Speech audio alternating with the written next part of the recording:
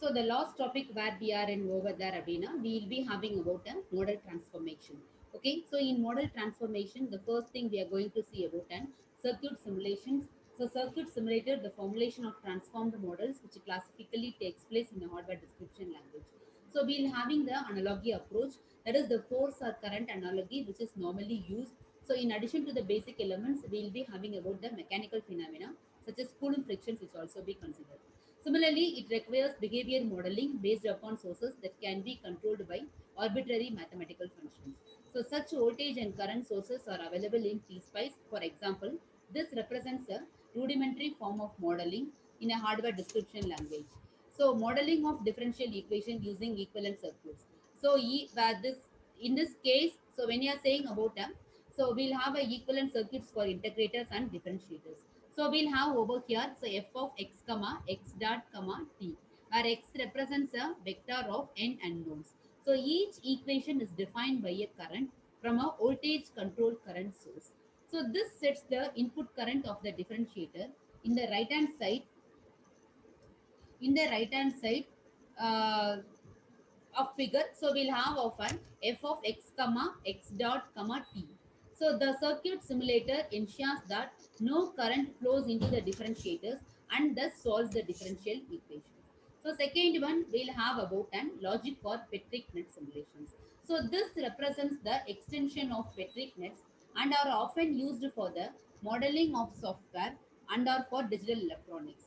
So whereas in the case of a definition of predicate or the transition nets, so we'll have a consist of places, transitions, and directional edges between these ones.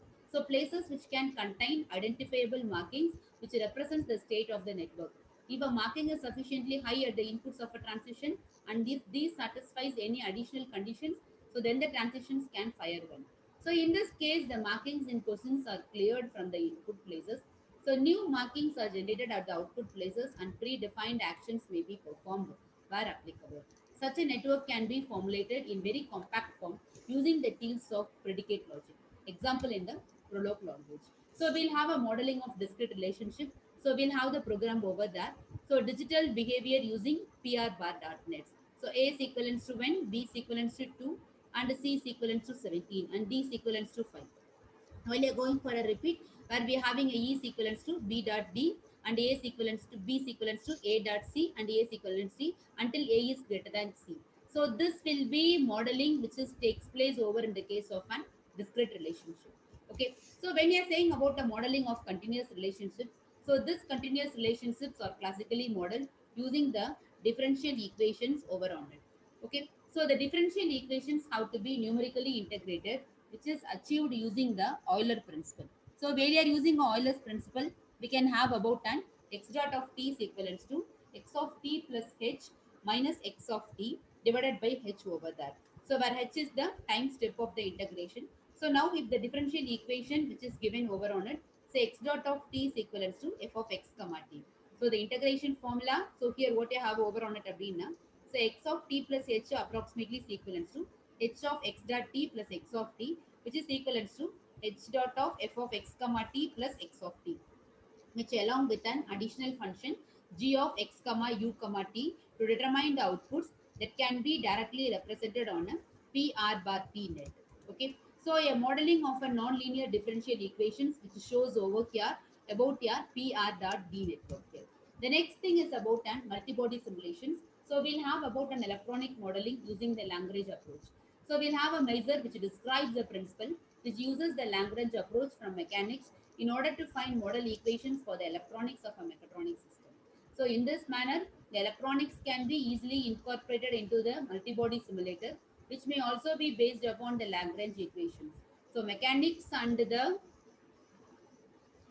electronics, they are thus modeled here using a unified approach and simulated as a whole system. Whereas in the case of an object-oriented approach, so this approach that combines modeling on a component level with the automatic creation of a system model. So as in software development, this local procedure is called object orientation. Such approaches are naturally particularly well suited for describing non-mechanical parts of the system in a form that is suitable for a multi-body simulator. Whereas in the case of an finite element simulations, one possibility for a system simulation using a simulator is to fuse the equation system of electronics together with the equation system of finite elements. So, whereas in the case of an evaluation of the model transformation, for the variant of model transformation on the basis of simulator, the field of application of a corresponding solution is only a little wider than that of the simulator. So, domain independent description forms. So, when you are saying about a bond graph, so we'll have a block diagrams, we'll have a modeling language for physical systems. So the next thing, bond graph. So the following classifications are made. So voltages are normally associated with the forces or moments and they are called effort. So currents are associated with velocities or angular velocities and called flow. So these elements in the bond graph which approach can be divided into one, two or three port networks. The one port network which is so called C, I, and R elements in which electronic correspond with capacitors, inductors and resistors.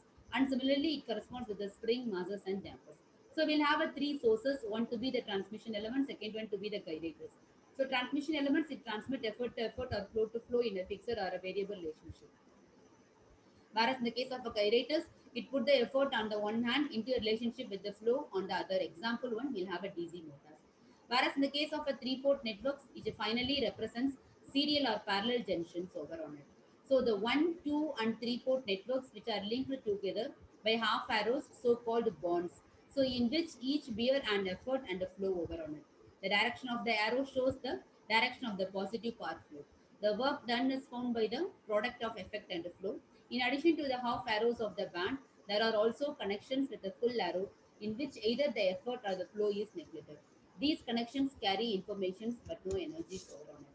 Whereas in the case of a domain independent description forms, so we'll have a bond graphs, electronics, mechanics, translation, mechanics and rotation. So we'll have a effort flow. So we'll have a current element, inductance element, resistance element, and transmission element. So apart from that, we'll be considering voltage, current, capacitor, inductor, resistors, and transformers.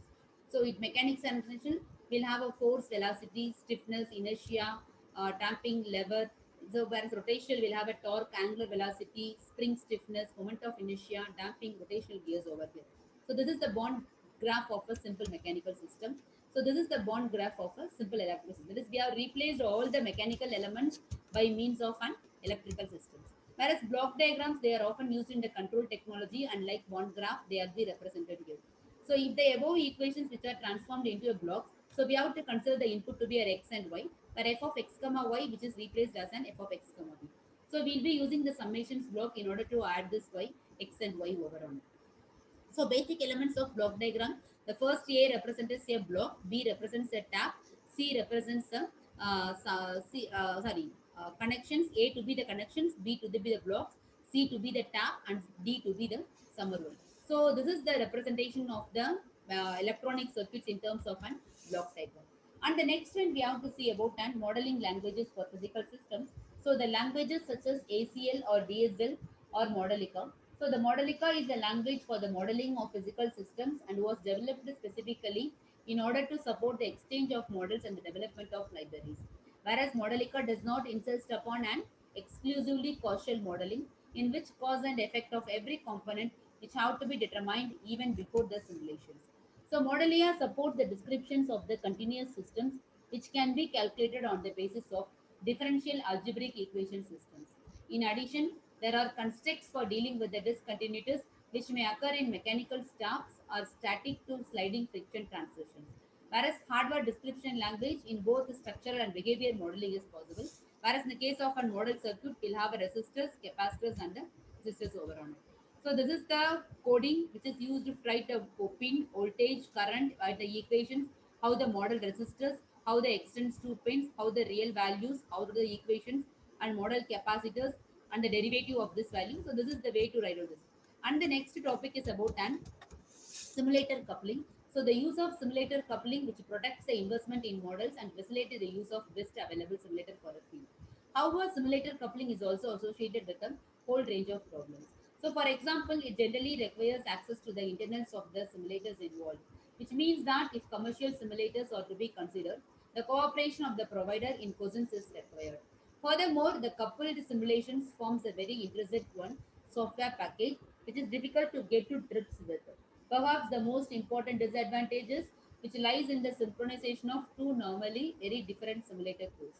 So this form of co-simulations is also associated with convergence problems, particularly in the case of a strong coupling between two analogous servers. So simulator backplane, which represents a particularly systematic solution, this principle is equally suited to the coupled simulations of exclusively continuous, exclusively event-oriented or mixed systems. So in principle, the simulator backplane is a standardized procedure for the inclusion of simulators into an overall simulations. The main task of a backplane is to undertake a partitioning of the design data before the actual simulations and to assign the individual parts of the simulators in question. The backplane also looks after the synchronization between the linked simulators and the exchange of data. The backplane also has a unified user interface with the associated output tools, but this tends to be rare over there. This is the structure of a simulator backplane. The data exchange between the backplane and the simulators can take place by means of an IPC interface. This does not necessarily require that all simulators are processed on the same workstation. The load can be distributed across various computers as long as the synchronization does not prevent this. So faster simulations are generally achieved by the binding together of backplane and simulators into an overall program. This is particularly true if a great deal of communication via the backplane is expected as a result of a strong coupling between domains in the simulated system. Because in this case, the addressing of a simulator from the backplane becomes a functional call. In the optimistic case, every simulator processes its internal events until no more activity can be determined, which in the ideal case is by far the most efficient way. Unfortunately, it may occur that another simulator generates an event for the first in this period. Then all of the first simulator's results from the moment in question must be discarded. To achieve this, the simulator in question must perform a leap backwards and then start again at the time point in question. So synchronization between two simulator cores, the question of the convergence of the solutions, which also requires some consideration. So this is particularly relevant for the coupling of two analog cores, C. Klein and Kerlach. The reason for this lies in the back coupling between the two simulator cores, which we will call A and B over here. So a all maps its 6xa input to using a function. In this case, the oscillations will occur. In worst case, the iteration is not converged to the all over on it. So finally, various approaches to the modeling and simulations of mechatronic and micromechatronic systems have been considered. And at the same time, it can differentiate between three groups of method: model transformation, modeling in a domain independent form, and simulated coupling. So there are currently two options on offer that allow us to cover the whole spectrum of analog electronics, digital electronics, software, and multi-body mechanics and continuum mechanics. These are simulated coupling and the universal modeling in hardware description languages. Okay, so by that our second unit gets over. So from tomorrow we can able to see the third unit. Thank you all.